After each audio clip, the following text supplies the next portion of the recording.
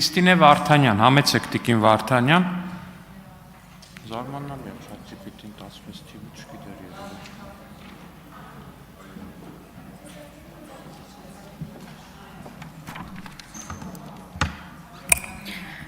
Հարգելի գործընկերներ, սիրելի քաղաքացիներ, քննարկում ենք հանձնաժողովի ընդդիմադիր անդամի ընտրության հարցը, Տիկին Մանուկյան, բնականաբար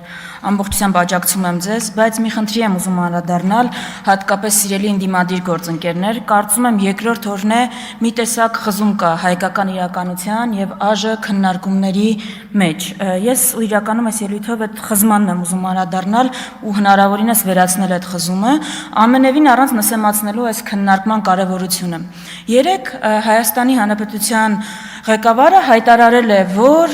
Հայաստանի Հանրապետության տարածքը, որտեղ մի ամիս առաջ անցկացվել է ընտրություն, որը վարչատարածքային բաժանման մասին օրենքով, որը անդադ այստեղ ԿՊԱ-ականները վկայակոչում են, պատկանում է Հայաստանին, հայտարարել է ադրբեջանական անվանումով։ Խորհրդավոր հաշվով հայտարարել է, որ Ադրբեջանին է պատկանում։ Ես ուզում եմ մի ձայնագրություն տեսանյութ լսենք ու հետո վերադառնանք։ Խնդրում եմ ուշադիր։ Շատ է խոսում անկլավների մասին։ Մենք օրինակ նայում ենք, մենք մինչև այս պահը ինչքան ուսումնասիրել ենք, անկլավների գոյության իրավական հիմք չենք գտել։ Հիշում եք մի քանի անգամ կամ ձեզ այս ֆորմատով կամ այլ տեղերում ասել եմ քարտեզը ինչ է, քարտեզը գծագիր է, որ ոնց կարող ես գծել, պետք է իրավական հիմքը նայես։ Եվ մենք այս պահի դրությամբ ինչքան ուսումնասիրում ենք իրավական հիմքերը, անկլավների գոյության իրավական հիմք չենք տեսնում, չենք գտնում։ Մեզ թվում է, որ մենք այս մի տարվա ընթացքում արդեն բոլոր հնարավոր փաստաթղթերը ուսումնասիրել ենք։ Բայց նաև ուզում եմ արձանագրել, որ այս պահի դրությամբ այդ իրավական հիմքը մենք չենք գտնում։ Շատ է խոսում անկլավներ։ Նիկոլ Փաշինյան 2022 թվական ելույթը կարելի էր վերնագրել հետ բերեք հին Նիկոլին։ Ես հիմա հարց առաջանում, ուսումնասիրությունները շարունակել եք իրավական հիմքեր եք գտել, եթե այո, ներկայացրեք, որովհետև հարց է առաջանում, ինչ իրավունքով, ինչ տրամաբանությամբ դուք կանգնում եք ամենաբարձր պետական ամբիոններից, ամենաբարձր պետական մակարդակով Հայաստանի Հանրապետության տարածքը, հայկական բնակավայրերը անվանում եք ադրբեջանական անուններով։ Եթե ձեր տրամաբանությունը այն է, որ կա ինչ-որ քարտեզ, ձեր ղեկավարը ասում է, որ քարտեզը ընդամենը գիծ է, բայց եթե դեն շատ հետ գնաք, կգտնեք քարտեզներ, որտեղ Հայաստանի Հանրապետություն չկա։ Հայաստանը բաժանված է օրինակ Ռուսաստանի եւ Թուրքիայի միջև։ Կարող է մի օր գաք, այդ քարտեզը վկայակոչեք։ Եթե ձեր տրամաբանությունը այնն է, որ Ադրբեջանը ինչ անունով անվանում է մեր բնակավայրերը դուք կրկնում եք, մեր բոլոր գրեթե բնակավայրերը ունեն ադրբեջանական անուններ։ Երևանին գիտեք, չէ՞ ինչ են անվանում, Սևանին, Սյունիքին։ Էդ է տրամաբանությունը։ Եթե ձեր տրամաբանությունը այնն է, որ որտեղ ինչ որ ժամանակ ապրել են այլազգիներ, դա պատկանում է այդ պետությանը, Հայաստանի տարբեր տեղերում ապրել են ու ապրում են տարբեր այլազգիներ։ Ինչ, մենք ունենք իրանական, ռուսական, թուրքական, ադրբեջանական տարածքներ,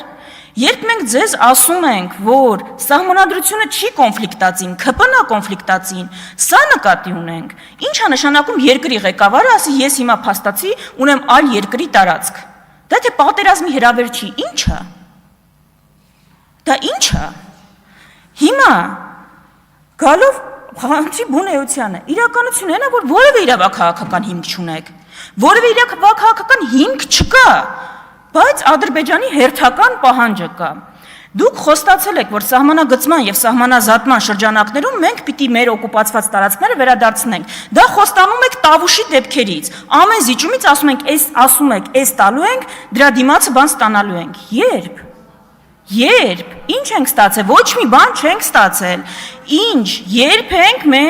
երբ են ադրբեջանցիները դուրս գալու Հայաստանի Հանրապետության օկուպացված տարածքներից։ Սահմանագծման եւ սահմանազատման շրջանակներում առաջինը ու առանց առաջ գնալու այս հարցը պիտի քննարկվի։ Ուրիշ ինչ ավելի կարևոր ու կենսական հարց կա։ Բայց այստեղ են գալիս ես կրկնում եմ, շարունակում եմ կրկնել, որ այստեղ են գալի այս խորհրդանի ամենակարևոր ու կոնցեպտուալ քննարկմանը։ Երբ մենք ձեզ հարցնում էինք, Սֆիքսեք սպառնալիքները, սա նկատի ունեինք, որովհետև փակ սահմանը չի սպառնալիք, դա հետևանքն է, Ադրբեջանի ու Թուրքիայի պետական քաղաքականությունն է։ Ինչու է սա պետք ֆիքսել, որովհետև անկյունակարային միտք, որը հնչել է այս ամբիոնից, բայց ես ուզում եմ ուշադրությունը հրավիրել, Ադրբեջանը, Տիգրանաշենը կարող է պահանջել մենակ մի բանի համար, եթե ուզում է կազմաքանդել Հայաստանի Հանրապետությունը։ Տիգրանաշենը իր համար որևէ այլ նշանակություն չունի։ Տիգրանաշենը Ադրբեջանը կարող է պահանջել, եթե ուզում է ամբողջապես շրջափակման մեջ վերցնել ու ակցանի մեջ պահել ու պարկի մեջ պահել Հայաստանի Հանրապետությունը։ Ձեր ապաշրջափակման օրակարգի անվան տակ Երևանից դուրս եկող երկու միջպետական ճանապարհները հայտնվում են Ադրբեջանի վերահսկողության տակ։ Հայաստանը ամբողջությամբ հայտնվում է պարկի մեջ։ Եթե Ադրբեջանը Հայաստանը կազմաքանդելու նպատակ չունի, Տիգրանաշենը իր համար որևէ նշանակություն չունի։ Իր 86600 եւ այլնի մեջ դա որևէ այլ նշանակություն չունի։ Ու այստեղ է գալի ամբողջ հարցը։ Եթե այն, ում է դուք հայտարարում եք, որ խաղաղությունը հաստատված է, առաջ է տանում հերթով իր նպատակները քեզ ոչնչացնելու, այդ ո՞նց է խաղաղություն հաստատել։ Սա ենք մենք ասում, որ խաղաղություն հաստատեք, պիտի վերացնեք կոնֆլիկտը ծնող պատճառները։ Ու կոնֆլիկտը ծնող պատճառը այն չի, որ հայերն ու ադրբեջանցիները իրար հետ են ապրել, որտեղ հայերն ու վրացիներն էլ են իրար հետ ապրում, բայց էթնո-քաղաքական կոնֆլիկտ չկա այդտեղ։ Կոնֆլիկտը ծնող պատճառը Թուրքիայի, հիմա Ադրբեջանի մասն ենք խոսում, պետական քաղաքականությունն է, դրա փոփոխությանը պիտի հասնենք, ոչ թե երբ որ այդ փոփոխությանը չես հասել,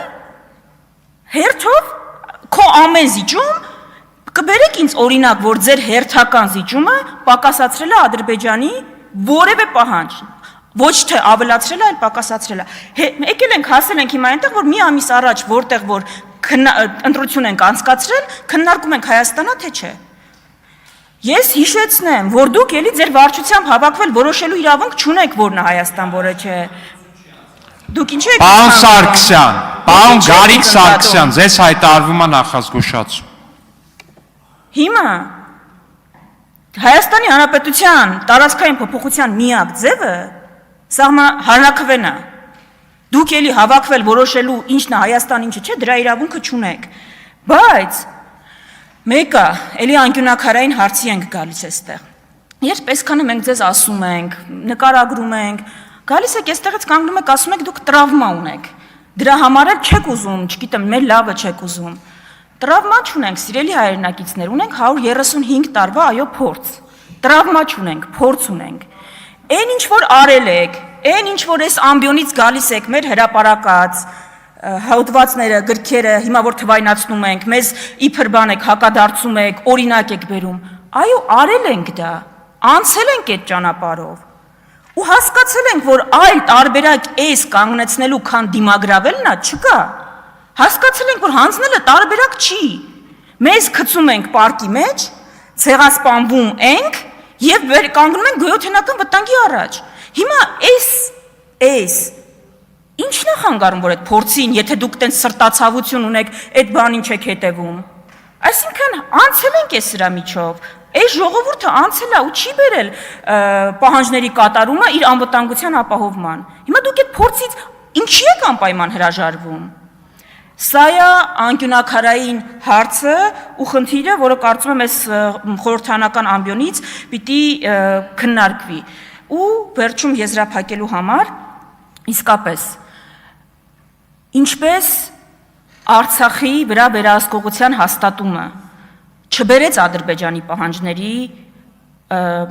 նվազեցման։ Եթե ձեր թեորիան ճիշտ լիներ, որ խնդիրը Արցախն է, մենք ավարտած կլինեինք այդտեղ։ Արցախի վրա վերահսկողությունը հաստատել է Ադրբեջանը, էթնիկ զտում է իրականացրել, եթե ձեր թեորիան այնա, որ դա էր իր նպատակը, այդտեղ կանգնած եւ ավարտված կլինեինք։